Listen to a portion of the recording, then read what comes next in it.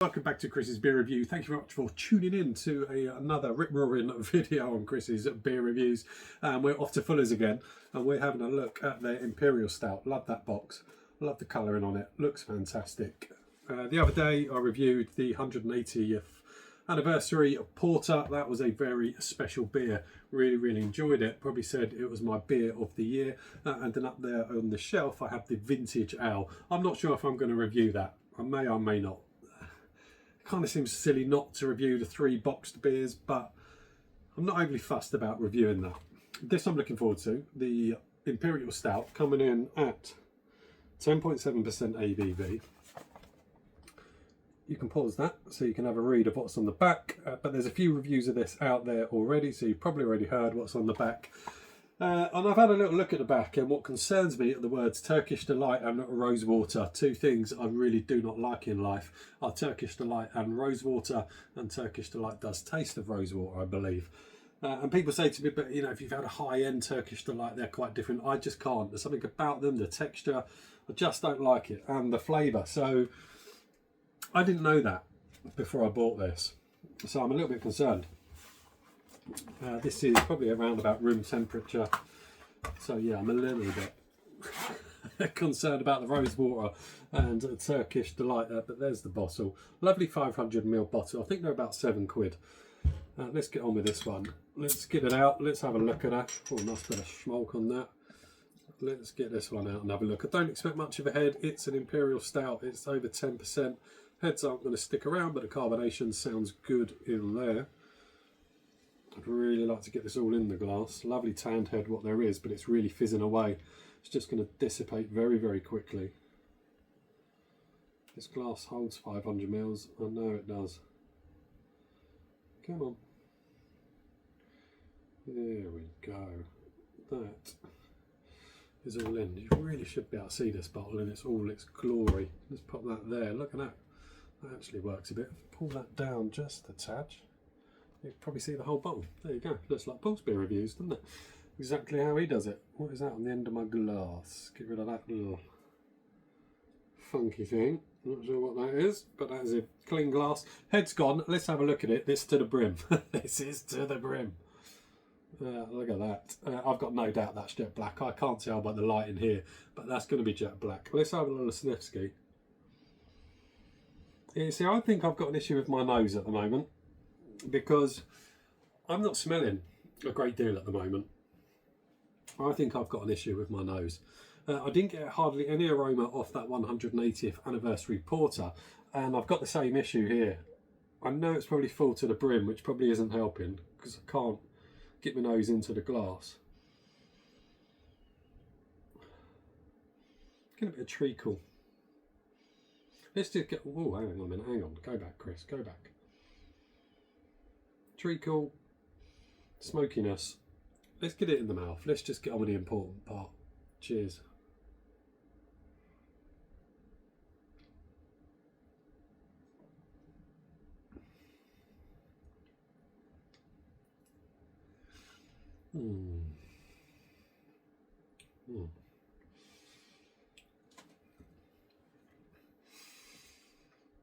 That's a good stout.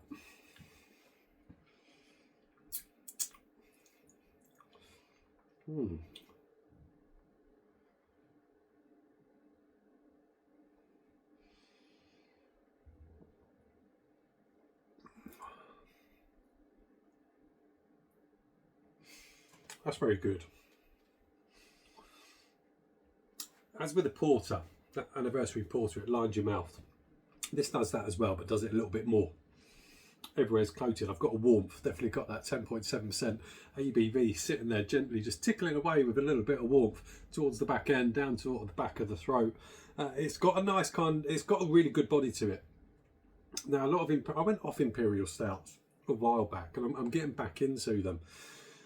And the problem I was finding is they were becoming really heavy and really super oily and really just too imposing in the mouth, and it put me off. But I've had some Imperial Stouts recently from kind of brewers similar to Fuller's, and they're always fantastic. And this is a fantastic example of an Imperial Stout. It's not adjunct heavy, it's not full of burnt brown sugar, it's not full of vanilla, it's not full of just ridiculous sweetness that is absolutely obscene that makes your teeth fall out. This is a proper balanced Imperial Stout. No nonsense, just well brewed, properly brewed.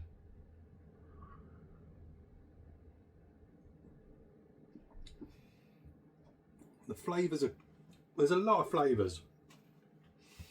There's a ridiculous amount of flavours going on. There's like a bit of a party going on in the mouth. Almost like a riot of flavours, all having a little word with each other, having a little fight with each other, and then it mellows. Then it drops out into that fight and they just start dancing with each other, making it's quite smooth. The carbonation is there, but it's also very smooth.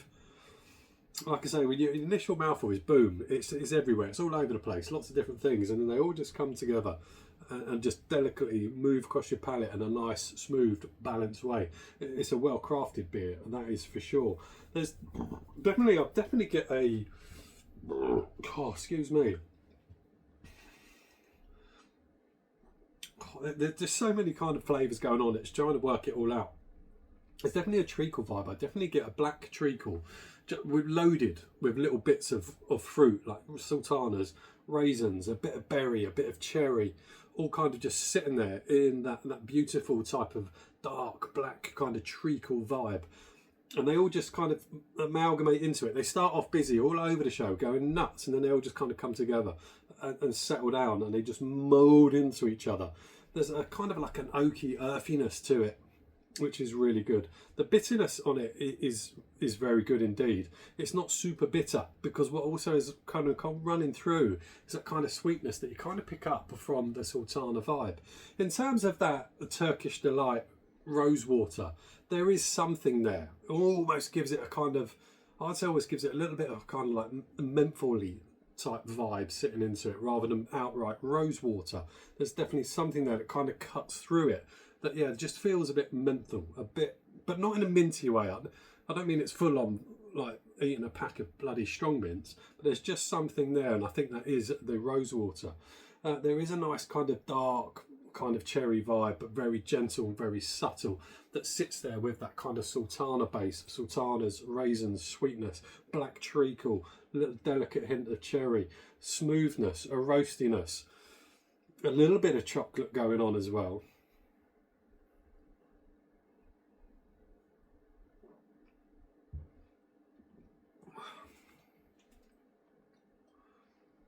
A little bit of oaky smoky, something going on there. It is a bit oaky smoky. Well, I really like that. I like that a lot. And I know it's gone, you're kind of still trying to work it in your mouth. Certainly towards the back, it keeps coming alive. It just keeps being there. And that is exactly what you want. It's an absolute sipper of a beer, whilst the mouth, it's actually quite drinkable at the same time, because it's not heavy, it's not sticky like some of these joke Imperial Stouts, like that nonsense. That, I mean, that was utter dross. And when you think about the price of that, I think that was £5.50 for 330 mils. That's 7 of your finest English pounds for 500 mils, 10.7%, and properly brewed.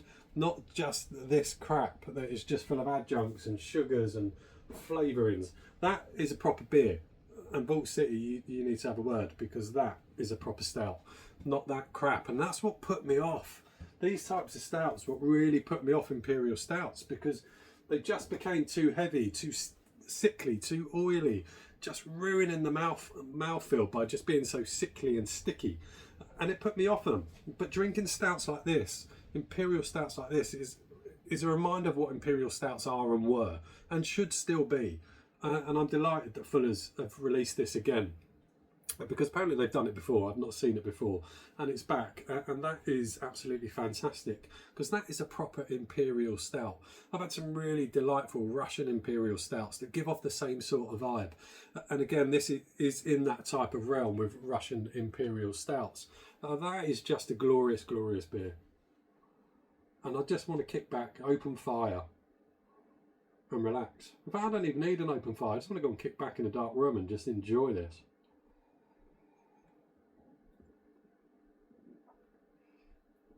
if I had any complaint, and it's very minor, I just think they could have dialed the carbonation back just a touch. It's not offensive, it's not rude, but I do notice it. But maybe that helps. Send it everywhere. There's something else trying to come through now. A bit more of that cherry type vibe is trying to kind of punch its way through. It just keeps developing.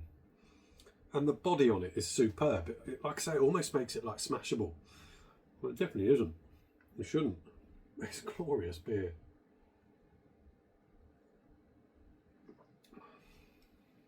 All right, let's wrap it up. We've done over 10 minutes.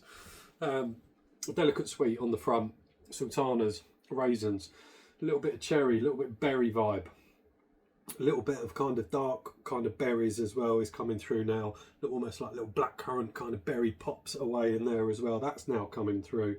All kind of mixed in with a beautiful kind of vibe of a dark treacle, followed by a smoky, oaky little vibe going on, and they all just fight at the beginning and then just mellow into one, right into a beautiful dance.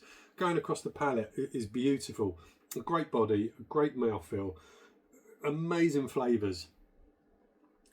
But then they all just kind of, like I say, start the mental. I know I keep saying it, but then it just balances it all itself out. Dropping into a nice little sweet bitterness. A little bit of chocolatey bitterness at the back end is coming in, like a dark chocolate bitterness. Just sitting there at the back end with that gentle warmth of that 10.7. Just giving you a little tickle. A bit like the porter did. Just a little tickle at the back end. Nothing rude, nothing offensive. Just absolutely perfect. Let's split these. Let's go for the split them in terms of which do I prefer, the 180th anniversary porter or this Imperial Stout. I don't score beers. I rarely score beers. Sometimes I do score beers.